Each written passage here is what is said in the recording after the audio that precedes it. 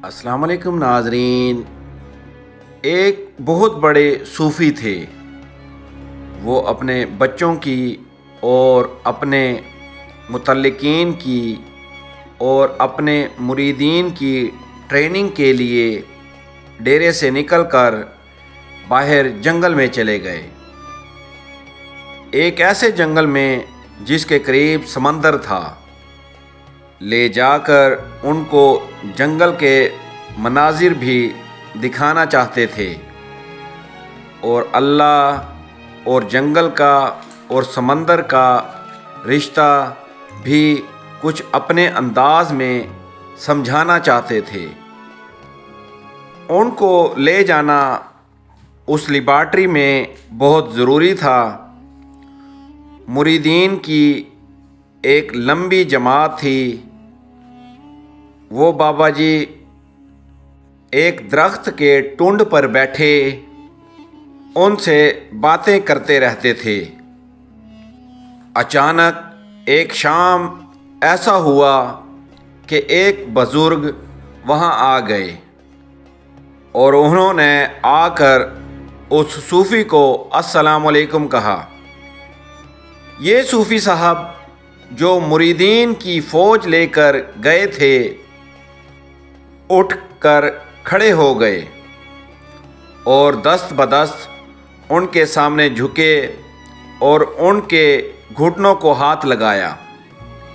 तो ये जो उनके मुरीद थे वो बेचारे परेशान हुए कि ये कौन साहब हैं जिनके आगे हमारा पीर जो है, हमारा गुरु जो है, हमारा मॉनिटर जो है इस तरह से झुकता है। तो वो उनके साथ मोहब्बत और अदब से बातें करते हैं। एक मुरीद था, उसके दिल में खुदबुद हुई और बदस्तूर होती रही। उसने कहा इसकी कुछ खिदमत होनी चाहिए, ये वक्त के बहुत बड़े वली कुतुब होंगे। मुरीद अपने पीर साहब को एक तरफ ले जाकर कहने लगा, हजूर ये कौन साहब हैं? उन्होंने कहा कि ये वलियों के वली हैं और हम खुश हैं कि उनसे हमारी मुलाकात हो गई और ये अमीरुल बहर हैं, ये समंदरों के कुतुब हैं, समंदरों की ड्यूटी इनको सौंपी गई है। हम इत्तेफाक से समंदर के किनारे आकर बैठे हैं तो ये हमसे मिलने के लिए आ गए हैं। उसने कहा जी ये तो बड़ी अच्छी बात है, ये तो हमारी खुशकिस्मती है, इससे तो हमारी तरक्की होगी। और उनसे कुछ पूछेंगे। वो बोले एक बात है बरखुदार कि तुम्हारी तरक्की नहीं ये कर सकते, क्योंकि बड़े दुख की बात है और मेरे दिल अंदर से खून के आंसू रोता है कि इनके पिप जो हैं कंधे पर जो स्टार लगे होते हैं वो उतर चुके हैं और उनको इसका इल्म नहीं। वो अभी तक अपने आप को अमीरुल बहर समझते हैं। जब ये बात सुनी उस मुरीद ने तो रोने लगा कि इतना बड़ा दर्जा मेरे पीर उनको दे रहा है और उन बेचारों को पता ही नहीं। वो इतनी ज़ोर से रोया कि उन्होंने उसके मुंह पर हाथ रखा कि तू खामोश रहो, वरना उनको इल्म हो गया तो बड़ी तकलीफ़ होगी। खैर वो मिल बैठे, उनके साथ बातें की। फिर उन्होंने कहा कि हमको इजाज़त दीजिए, हमें अपनी ड्यूटी पर जाना है समंदरों में। तो मुरीद ने कहा कि मैं उनको छोड़ आऊँ। उन्होंने कहा ज़रूर, ये तो हमारा फ़र्ज़ है। वो पीछे पीछे इनके दस्त बदस्त चला और जो अमीरुल बहर थे वो आगे आगे चले। तो जंगल में जाते जाते जब घना जंगल आया तो उसने कहा कि आगे आ जाओ मियाँ हमारे साथ। तो उसने कहा कि नहीं हजूर, ऐसे ही ठीक है। जब बात की तो उसने ज़ोर से चीख मारी और रोने लग गया। उन्होंने कहा क्या बात है? تم رونے کیوں لگ گئے ہو؟ اس نے کہا حضور میرا دل بھر آیا ہے اور میرے اوپر ایسی افتاد پڑی ہے کہ میں عرض نہیں کر سکتا۔ انہوں نے کہا بے فکر رہو، ہم سے بات کرو، ہم تمہارے پیر سے بات کریں گے۔ کوئی الجھن ہے؟ تو اس نے کہا ہاں حضور الجھن ہے۔ انہوں نے کہا کیا الجھن ہے؟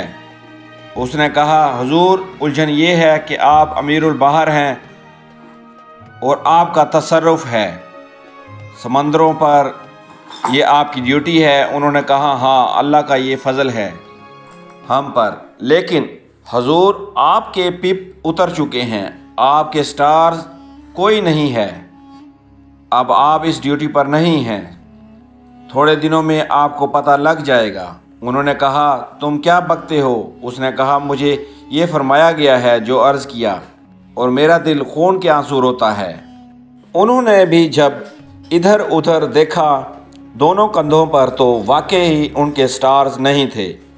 وہاں انہوں نے خاک زمین سے اٹھا کر سر میں ڈالنا شروع کی اور واویلا کیا کہ جنگل میں پرند چرند سب پریشان ہو کر شاخوں سے اڑ گئے۔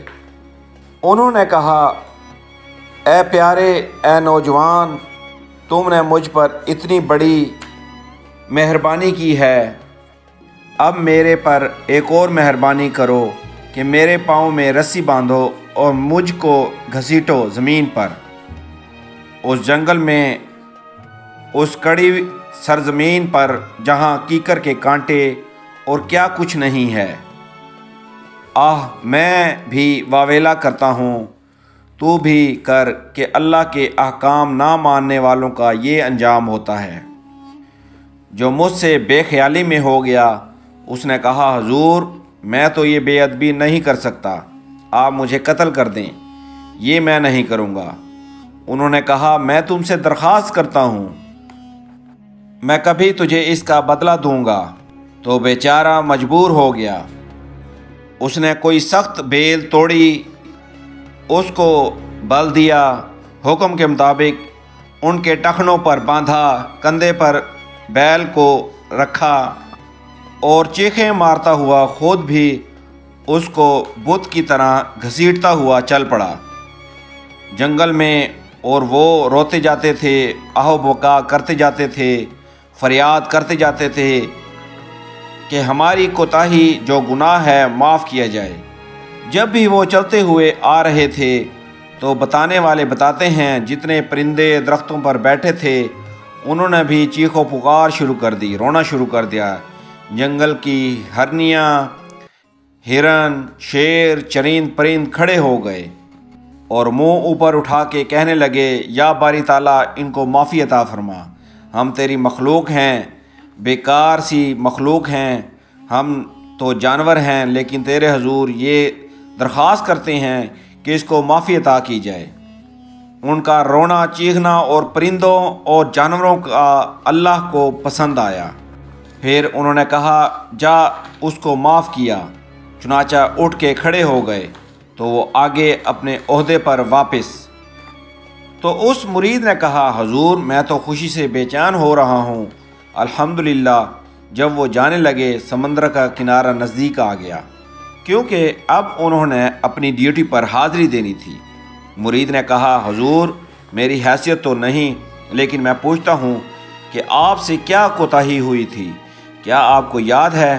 کہنے لگے چند روز کی بات ہے کہ میں سمندر میں ڈیوٹی سر انجام دے رہا تھا، کشتی میں بیٹھا تھا اور حکم خداوندی سے چل پھر رہا تھا، پھر بڑی تیزی سے بارش ہونے لگی سمندر میں، تو میں نے کہا یا باری تعالیٰ اس بارش کو یہاں ضائع کرنے سے کیا فائدہ، بھرے سمندر میں یہ بارش اگر سوکھے میدانوں میں ہو تو کچھ فائدہ ہو، لوگوں کو اناج ملے، فصلیں اگیں، بس اتنی بات میں نے رائے دی تھی۔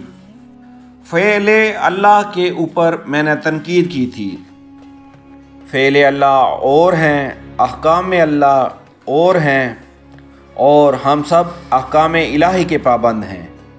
اللہ آپ کو آسانیاں عطا فرمائے اور آسانیاں تقسیم کرنے کا شرف عطا فرمائے۔ ناظرین کرام، آج کی اس ویڈیو میں ہم عزیز میاں قوال کی جس قوالی کا ذکر کر رہے ہیں۔ ان کے الفاظ ہیں: آپ سے ایک بات کہنی ہے، چھوڑیے خیر کوئی بات نہیں۔ ناظرین اکرام، عزیز میاں قوال اللہ کے سچے مومن عاشق تھے، اور اللہ اور نبی حضرت محمد صلی اللہ علیہ وسلم کی محبت ان کے دل میں پختہ اور پرعزم انداز میں بہت دور رس تھی۔